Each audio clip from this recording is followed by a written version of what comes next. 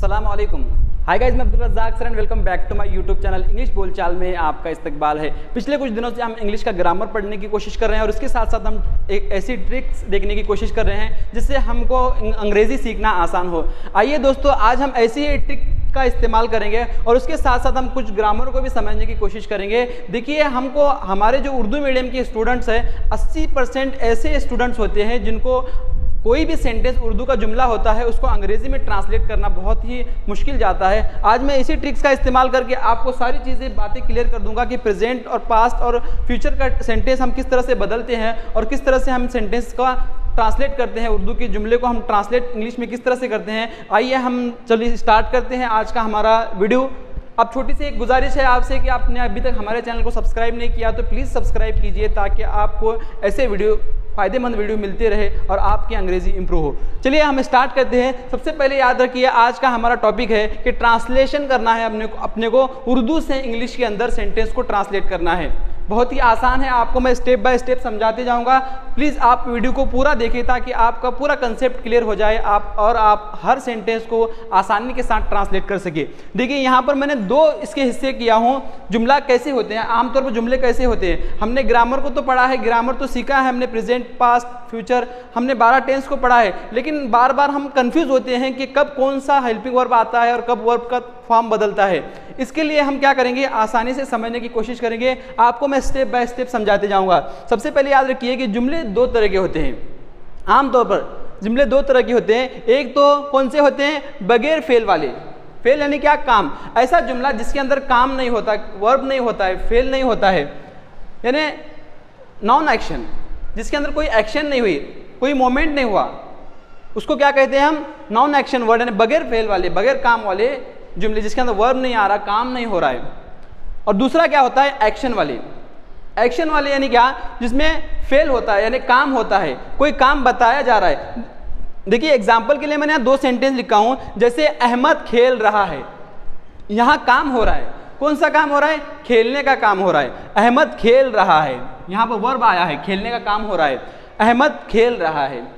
अब दूसरा सेंटेंस देखिए, अहमद एक अच्छा लड़का है। यहाँ पर कोई भी वर्ब नहीं है, कोई भी काम नहीं हो रहा है, सिर्फ यहाँ पर स्थिति बताई जा रही है कि अहमद एक अच्छा लड़का है। उस तरह से यहाँ पर अगर हम दूसरा सेंटेंस लेते हैं कि परिंदा आसमान में उड़ता है। अब यहाँ पर क्या हो रहा है, काम हो रहा है, उड़ने का काम हो रहा है। अब यहाँ हम लिखते हैं कि परिंदा बहुत खूबसूरत है। यहाँ पर नॉन एक्शन है, यहाँ पर कोई भी एक्शन नहीं हो रहा है। समझने की कोशिश कीजिए। आपको सिर्फ ये ध्यान रखना है कि सेंटेंस कौन सा है, जुमला किस तरह का है, एक्शन वाला है या फिर नॉन एक्शन, सॉरी एक्शन वाला है या फिर नॉन एक्शन वाला है, फेल वाला है, काम वाला है या बिना काम वाला है। अब हम इसको एग्जाम्पल के जरिए समझने की कोशिश करेंगे। चलिए यहाँ पर इसको समझने की कोशिश कीजिए। अब ये हमने पूरा पढ़ चुके हैं। अब मैं समझाता हूँ आपको। यहाँ पर हमारे दो सेक्शन हमको समझना है, एक ए वाला और दूसरा बी वाला। अब ये ए वाला और बी वाला क्या है, देखिए।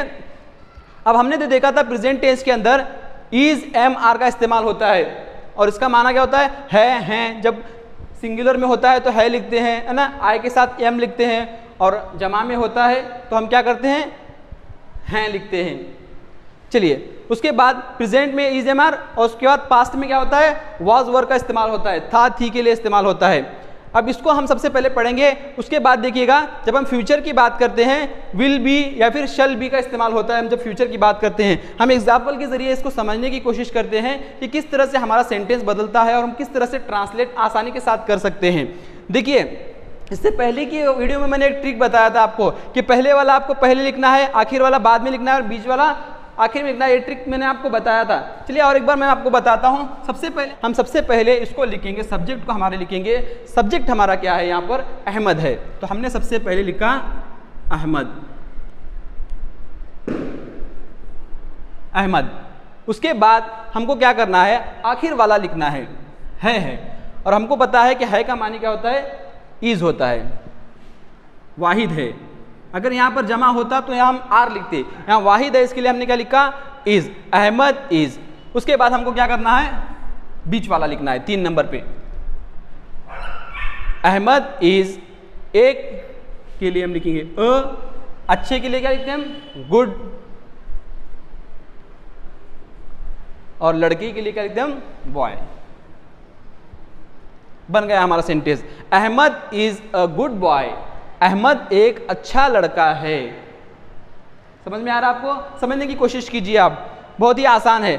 अब इसी को अगर हम यही जुमला, ये कौन सा जुमला हमारा प्रेजेंट का है, यही जुमला हम अगर पास्ट में करते हैं, अहमद एक अच्छा लड़का था, अहमद एक अच्छा लड़का था, ये पास्ट में है। अब सेम फॉर्मूले का इस्तेमाल करेंगे और हम क्या करेंगे, इसको ट्रांसलेट करेंगे। सबसे पहले हमारा जो सब्जेक्ट है, हम सब्जेक्ट लिखेंगे अहमद। उर्दू में भी सब्जेक्ट पहले ही आता है और अंग्रेजी का हम लिखते वक्त में भी सब्जेक्ट पहले ही आता है। तो हम सबसे पहले लिखेंगे यहाँ पर अहमद। अब अहमद के बाद हम क्या लिखना है, आखिर वाला लिखना है 2 नंबर पे। अब 2 नंबर पे क्या है, था थी के लिए क्या आता है, वाज वर आता है। याद रखिए सिंगुलर के लिए वाज आता है और प्लूरल के लिए क्या आता है, वर आता है। तो हम अहमद एक सिंगुलर है, इसके लिए हम क्या लिखेंगे, अहमद वाज। उसके बाद हम बीच का लिखेंगे, जैसे हमने ऊपर लिखा a good boy, Ahmed was a good boy. उसके बाद हम फ्यूचर की जब बात करते हैं, अहमद एक अच्छा लड़का होगा। अब आने वाले ज़माने की हम बात कर रहे हैं, तो इसके लिए हम क्या करेंगे, सेम फॉर्मूले का इस्तेमाल करेंगे। हमने लिखा अहमद, अब होगा का क्या आता है, हमने देखा था होगा के लिए आने वाले ज़माने में विल बी या फिर शल बी। अब ये बात आपको याद रखना है कि आई और वी के साथ शल भी आता है और आई और वी को छोड़कर तमाम ही सब्जेक्ट के साथ हमको क्या लिखना है, विल बी लिखना है। चाहे वो सिंगुलर हो या फिर प्लूरल हो, तमाम ही सब्जेक्ट के साथ हम क्या लिखेंगे, विल बी लिखेंगे। तो हम इसके साथ अहमद के साथ क्या लिखेंगे, विल बी। उसके बाद हम बीच का सेंटेंस जैसा कि वैसा हमने पूरा लिखना है।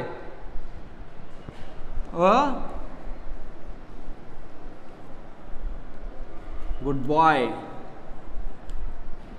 Ahmad will be a good boy, Ahmed एक अच्छा लड़का होगा। अब समझने की कोशिश कीजिए। चलिए याद रखिएगा, जो नॉन एक्शन वाले जो जुमले होते हैं, ये आमतौर पर बर्ताव के बारे में बताए जाते हैं कि उसका बर्ताव कैसा है, वो खुश है या फिर नाराज़ है, हाँ वो गुस्से में है, इस तरह के जुमले होते हैं। या फिर उम्र बताई जाती है, उसकी उम्र कितनी है, मेरी 30 साल उम्र है, उसकी 30 साल उम्र है, हाँ अब ऐसी उम्र बताई जाती है। उसके अलावा पेशा बताया जाता है कि वो एक डॉक्टर है, वो एक टीचर है, हाँ वो एक मुअल्लिम है, वो एक इंजीनियर है, वो एक वकील है। इस तरह से बताया जाता है, उसके पेशे के ताल्लुक से बात की जाती है। या फिर मौसम के ताल्लुक से बात की जाती है कि आज बहुत गर्मी है, आज बहुत सर्दी है, आज बहुत बारिश हो रही है। मौसम के ताल्लुक से बात किया जाता है नॉन एक्शन में। याद रखिएगा, कुछ ही ऐसे सेंटेंस होते हैं जो इनके बारे में बात किया जाता है, जिसके अंदर एक्शन नहीं है। अब हम इसको भी इसी फॉर्मूले का इस्तेमाल करके हम क्या करेंगे, लिखेंगे। अब आमतौर पे हम इसका अगर इस्तेमाल करते हैं तो देखिए सबसे पहले हम क्या लिखेंगे, सब्जेक्ट। अब मैं के लिए क्या लिखते हैं हम, आई। उसके बाद आखिर में क्या आता है, हूं के लिए हम क्या लिखते हैं, एम, आई एम। उसके बाद बीच वाला लिखेंगे 30 years old, I am 13 years old, मैं 30 साल का हूँ। उसके बाद देखिए वो बहुत खुश हैं, वो बहुत सारे जमा में जब आता है वे या वो बहुत सारे बहुत खुश हैं, तो इसको हम क्या करेंगे, सबसे पहले वो के लिए क्या लिखते हैं हम, दे। अब जमा के लिए क्या इस्तेमाल होता है, आर। जैसे सिंगुलर के लिए, वाहिद के लिए इज लगता है, उसी तरह से जमा के लिए आर लगता है, दे आर। बहुत के लिए क्या लिखते हैं हम, वेरी। खुश के लिए happy, they are very happy, वो बहुत खुश हैं। उसके बाद देखिए आज बहुत गर्मी है, यहाँ मौसम की बात की जा रही है, आज बहुत गर्मी है। तो सबसे पहले हम क्या लिखेंगे, अब आज लिखेंगे। अब आज का अगर हम यहाँ टुडे लिखते हैं तो हमारा गलत होता है। याद रखिए जब हम मौसम की बात करते हैं तो आज की जब बात करते हैं तो हम क्या लिखते हैं, इट। क्या लिखते हैं, इट। ये कुछ बातें आपको याद रखना बहुत ज़रूरी है, इट। उसके बाद हम हाई के लिए क्या लिखते हैं, इज, इट इज। बहुत के लिए हम क्या लिखते हैं, वेरी। गर्मी के लिए हॉट। और आज हम आखिर में लिखेंगे today, it is very hot today, आज बहुत गर्मी है। चलिए अब देखिए, अब स्टेप 2 देखेंगे हम। जैसे स्टेप 2 हमारा था यहाँ पर जो बी था, अब बी को हम देखेंगे कि हैज़ हैव का इस्तेमाल किस तरह से होता है। याद रखिए हैज़ और हैव का इस्तेमाल जो है, पास है हमारे पास मिल्कियत बताने के लिए, या फिर पास है या रखता हूँ मैं, इसके बताने के लिए हैज़ और हैव का इस्तेमाल होता है। और हैड का इस्तेमाल पास्ट में होता है, जैसे हमारे पास था, पहले था, उसके लिए हैड का इस्तेमाल होता है। चलिए हम एग्जाम्पल को हम सेंटेंस बना के हम समझने की कोशिश करते हैं कि किस तरह से इसका इस्तेमाल होता है हैव और हैज़ का।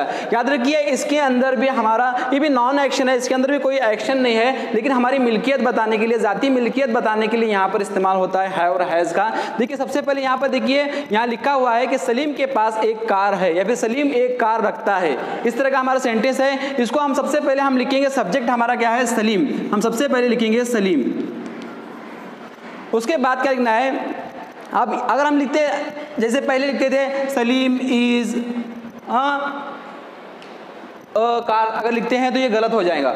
अब यहाँ पर इज नहीं आएगा, यहाँ पर है के लिए सलीम क्या है, याद रखिए आई यू वी दे के साथ हैव आता है, और उसके अलावा बाकी के तमाम सब्जेक्ट के साथ, सिंगुलर प्लूरल तमाम सब्जेक्ट के साथ क्या आता है, हैज़ आता है। तो हैज़ एक हमारा सलीम एक पर्सन है, तो इसके लिए हम क्या लगाएंगे, हैज़ लगाएंगे, सलीम हैज़। उसके बाद हम लिखेंगे एक कार, उसके पास क्या है, एक कार है, कार।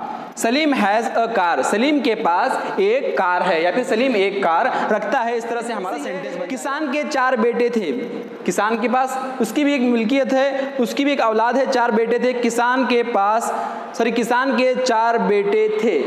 अब ये पास्ट वाला है, तो इसके लिए हम क्या लगाएंगे, पास्ट में क्या लगता है, हैड लगता है। देखिए सबसे पहले हम सब्जेक्ट लिखेंगे, अब सब्जेक्ट हमारा किसान है, तो क्या लिखेंगे हम, the farmer,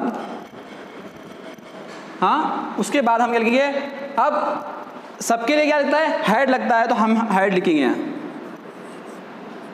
the farmer had 4 sons, the farmer had 4 sons, किसान के 4 बेटे थे। उसके बाद देखिए मेरे पास एक कलम है, ये भी हमारी मिल्कियत है। अब यहाँ पर मेरे के लिए हम क्या लिखते हैं, जैसे मेरे पास, मेरे के लिए भी हम क्या इस्तेमाल करेंगे, आई इस्तेमाल करेंगे, जैसे मैं के लिए इस्तेमाल होता है आई। अब देखिए आई यू वी दे के साथ क्या लिखना है, हमको हैव लिखना है, तो हम यहाँ क्या लिखेंगे, हैव, आई हैव एक कलम है, a pen, I have a pen, मेरे पास एक कलम है।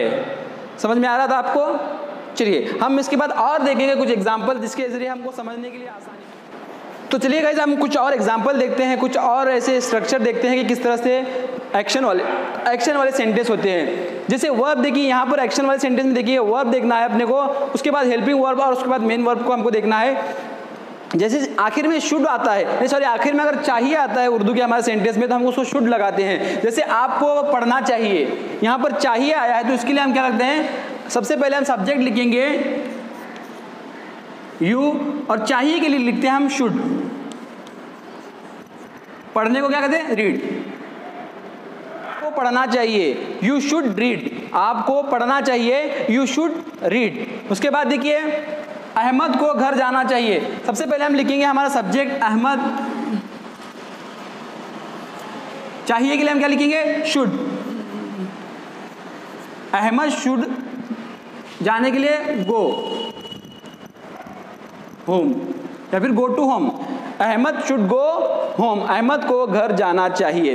इस तरह से हम सेंटेंस बना सकते हैं। तो गाइज हमारा आज का लेसन यहाँ पर कंप्लीट होता है। अगर ये आपको लेसन अच्छा लगा है तो प्लीज़ इसको लाइक कीजिए, यही हमारे मेहनत का फल है। और आपने अभी तक हमारे चैनल को सब्सक्राइब नहीं किया है तो प्लीज़ सब्सक्राइब कीजिए और पास में बेल आइकॉन का बटन दबाइए, ताकि आपको नोटिफिकेशन मिलते रहे और हमारा सिलसिला चलता रहे। Thanks for watching.